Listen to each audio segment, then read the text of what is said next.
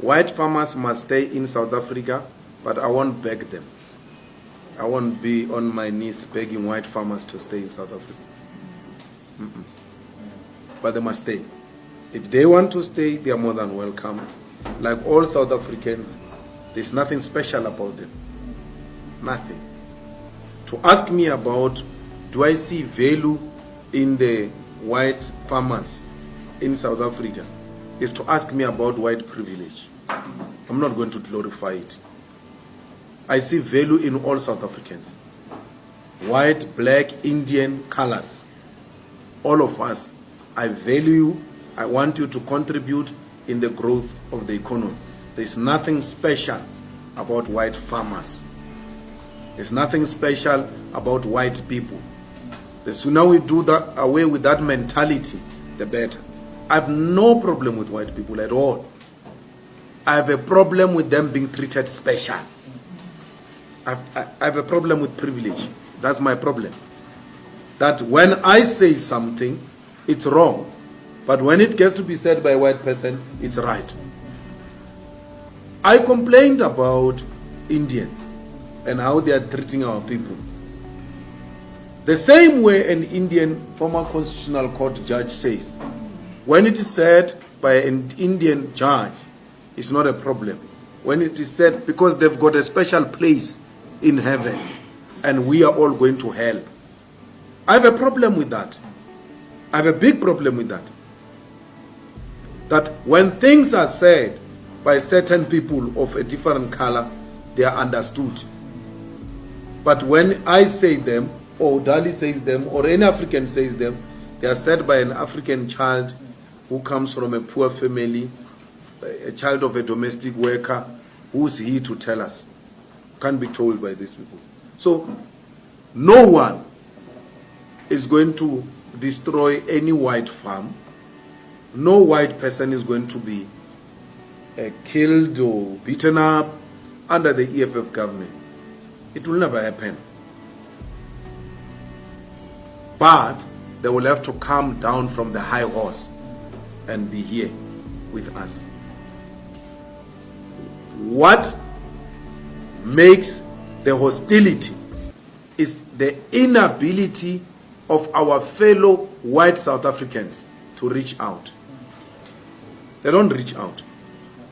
They actually create an impression that we are actually owing them an apology. Not the other way around. We are the...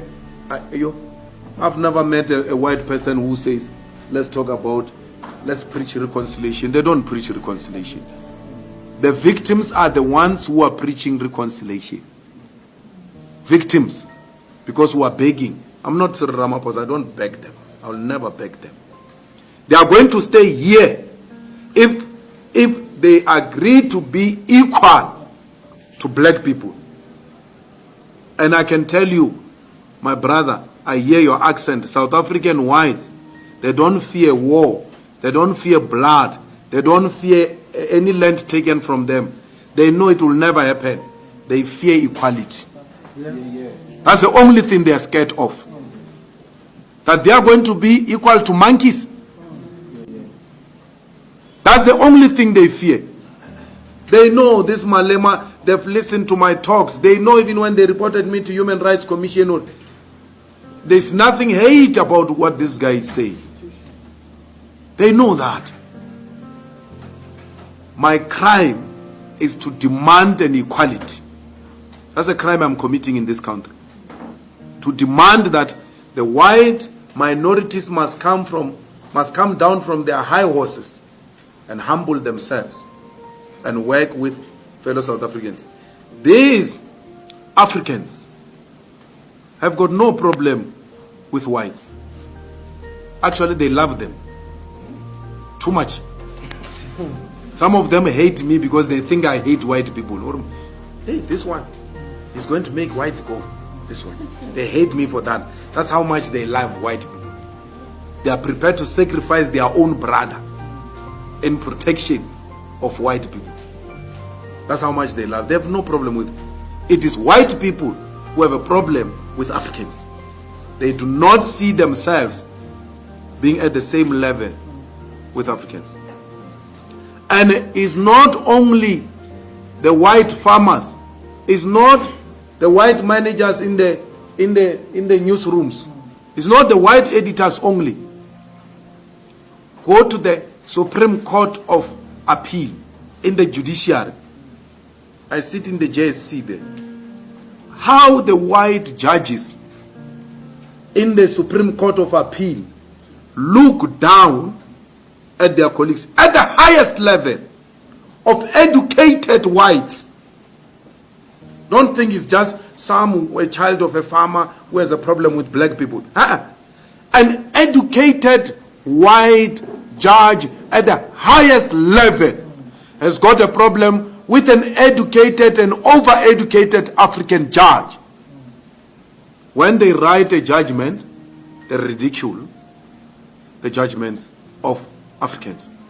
When an African or a colored wants to make reference to the best reported judgment of an African, they say, no, don't use that. Use this one. They give you an alternative white reported judgment at the highest, second highest court. That's how difficult it is. Our black brothers have got no problem with white people. White people have got problem with us. No one is good. No one here.